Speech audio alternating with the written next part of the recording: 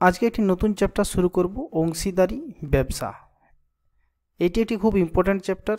এখানে আমি কিছু কোশ্চেন্স নিয়েছি প্রিভিয়াস ইয়ারের, যেগুলি তোমাদের আজকে আমি করাবো। এটি হচ্ছে পার্ট 1। পার্ট 2 এ আরও কিছু কোশ্চেন্স নিয়ে আসবো। তার আগে তোমরা বেসিকটা ক্লিয়ার করে নাও। যেমন এখানে দেওয়া আছে পল্লবী 500 টাকা 9 মাসের জন্য এবং পার্থ 600 টাকা 5 মাসের জন্য বিনিয়োগ করে থাকলে তাদের লাভের অনুপাত কি হবে। লাভের অনুপাত কি হয়?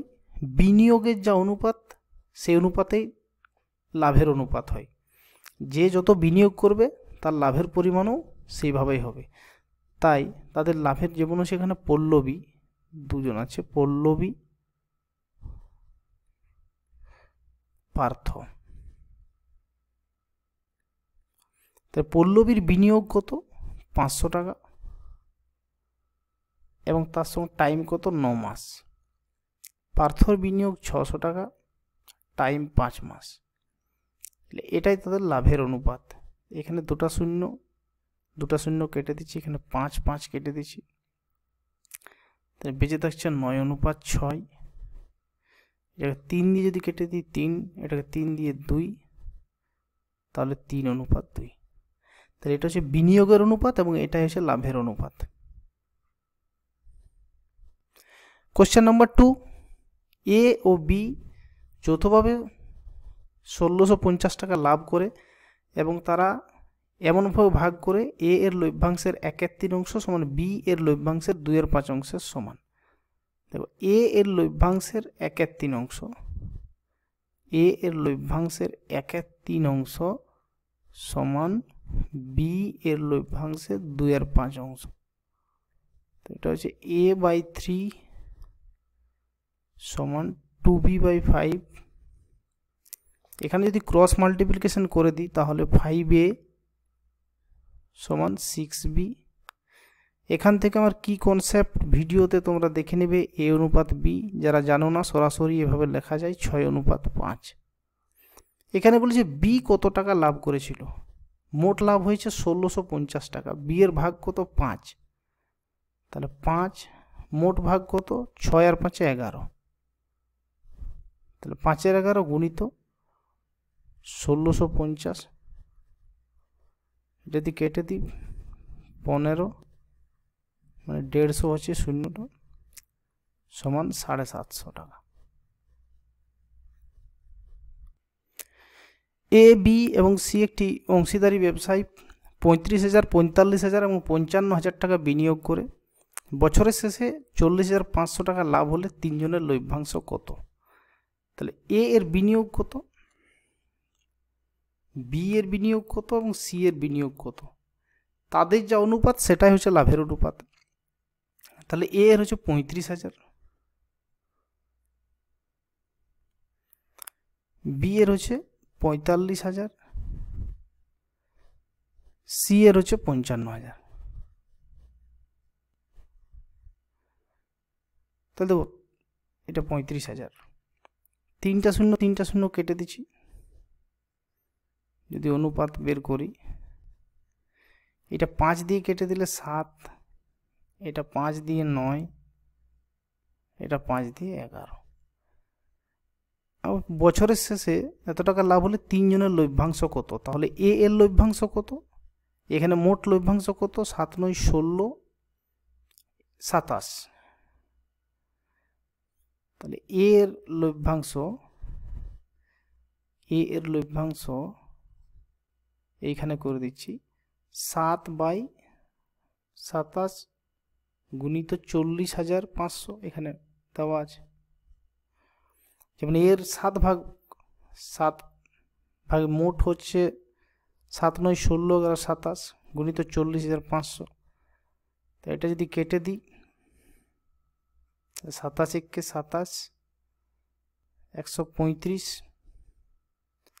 5 27 135, এটা হচ্ছে 1500।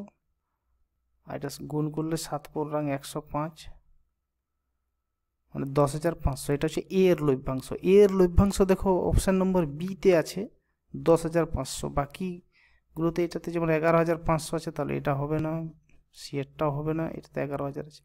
তাহলে আমি একইটা অপশান দেখতে পাচ্ছি, তো এখানে অপশান নম্বর বি কারেক্ট। এভাবে তোমরা বি এবং সি এরও লভ্যাংশ বের করে নিতে পারো। যদি দরকার হয় তবে, আর নাহলে পরীক্ষাতে এভাবে বের করার দরকার নেই। যেমন একটি ব্যবসায়ী এ, বি এবং সি যথাক্রমে 2600 টাকা, 3400 টাকা এবং 10,000 টাকা বিনিয়োগ করে বছরের শেষে তারা 3500 টাকা লাভ করে, বি এর লাভ কত? তাহলে তাদের বিনিয়োগের অনুপাত কি আছে? এ, বি এবং সি। এ এর হচ্ছে 26,000, 26,000কে সরাসরি 26 লিখছি কারণ সবার 1000 করে আছে, 34,000, এরও 3টা শূন্য কেটে দিচ্ছি, 10,000, এরও 3টা শূন্য কেটে দিচ্ছি কারণ আমি অনুপাত লিখছি, একেবারে শূন্যগুলো বাদ দিয়ে লিখছি। এটা 2 দিয়ে কেটে দিলে 13, এটা 2 দিয়ে কেটে দিলে 17, এটা 2 দিয়ে কেটে দিলে 5। বি এর লাভ কত? বি এর লাভ কত? 17, এবং মোট লাভ কত? 17, 13, 30, 35। তাহলে বি এর হচ্ছে, বি এর লাভ যেখানে 17 আছে ডিভাইডেড বাই মোট কত? 3টা যোগ 35 গুণিত লাভ হয়েছিল 3500 টাকা। 3500 টাকাতে 35 কেটে গেলে 100, আর গুণিত 17, 1700। এখানে অজয় অনিল একটি যৌথ ব্যবসার অংশীদার। অজয় ব্যবসায় 8,000 টাকা 8 মাসের জন্য বিনিয়োগ করে, অনিল 4 মাসের জন্য টাকা নিয়োগ করে।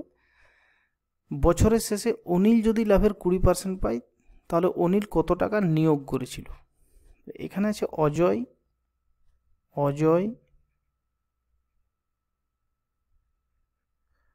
অনিল।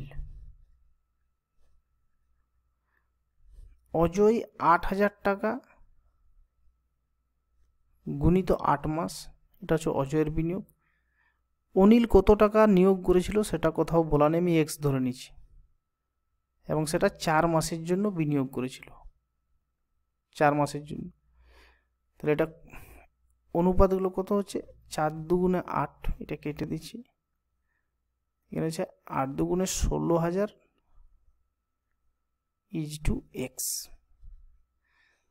আবার বলা হচ্ছে অনিলের লাভের 20% পাই, অনিল লাভের 20% পাই, তাহলে লাভের যে অনুপাত বিনিয়োগের সে অনুপাতেই হয়। তাহলে অনিল যদি 20% পায়, এখানে 20, তাহলে 80% পায় অজয়, এটা ঠিক। এটাকে যদি কেটে দিই তাহলে এটা 4, এটা 1, মানে এটা হলো 4:1। তাহলে দেখো এটাও বিনিয়োগের অনুপাত, এটাও বিনিয়োগের অনুপাত, কারণ বিনিয়োগের অনুপাত লাভের অনুপাত একই জিনিস। তাহলে আমি এখানে লিখতে পারি x/1 এই ডাইরেকশনে, এইভাবে, এইটা বা এইটা সমান 16,000/4।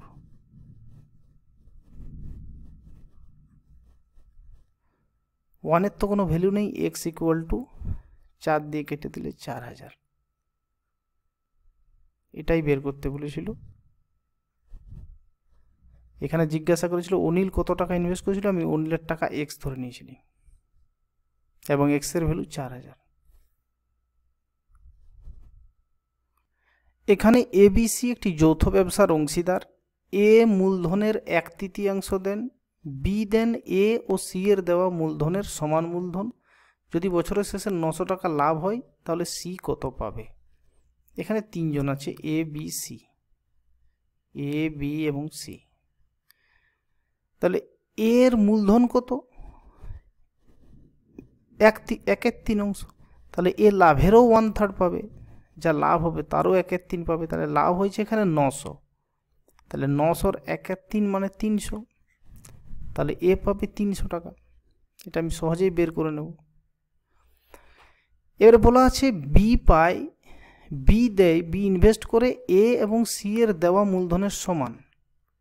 এ এবং সি যে মূলধন দেয়, ধরে নিচ্ছি সি দেয় এক্স, তাহলে বি কত?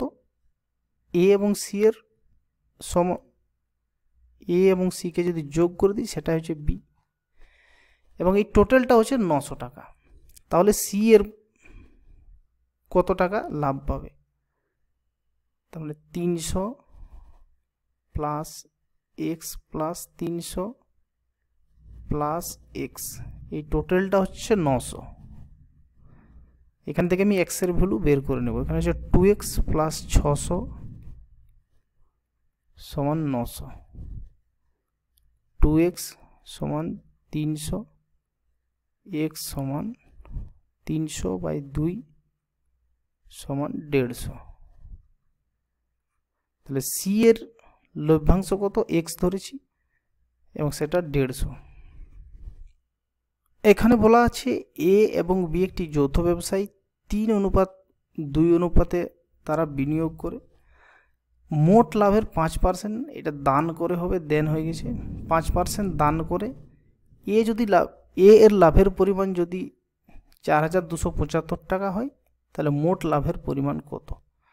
তো মোট লাভ ধরে নিচ্ছি 100%, মোট লাভ 100%, এবং এখান থেকে 5% দানে চলে যাচ্ছে, 5% দান হচ্ছে, তাহলে বাকি কত থাকছে? 95%। এই 95%টা 3:2 ভাগ হবে, মানে 3:2 মানে টোটাল হচ্ছে 5, তাহলে 5-এর ভ্যালু হচ্ছে 95, 5 অনুপাতের ভ্যালু হচ্ছে 95, তাহলে 1 অনুপাতের ভ্যালু হচ্ছে 95/5 সমান 19। তাহলে 1 অনুপাতের ভ্যালু যদি 19 হয় তাহলে এ এবং বি কত করে পাচ্ছে? এ 3 অনুপাত মানে 3 গুণিত 19 সমান 57, বি এর হচ্ছে 2 গুণিত 19 মানে হচ্ছে 38, তাহলে এ অনুপাতে ভাগ হচ্ছে। এখানে বলা আছে এর লাভের পরিমাণ 4275 টাকা, অর্থাৎ 57 ইউনিটের ভ্যালু দেওয়া আছে 4275, এর তো 57, তাহলে মোট লাভের পরিমাণ কত? মানে মোট লাভের পরিমাণ তো আমি ধরুন 100%, তাহলে এখান থেকে 100% বের করব, তাহলে 57-র ভ্যালু দেওয়া আছে 4275, 1-এর ভ্যালু 4275/57, আর 100-র ভ্যালু এখান থেকে 100-র ভ্যালু হবে গুণিত 100।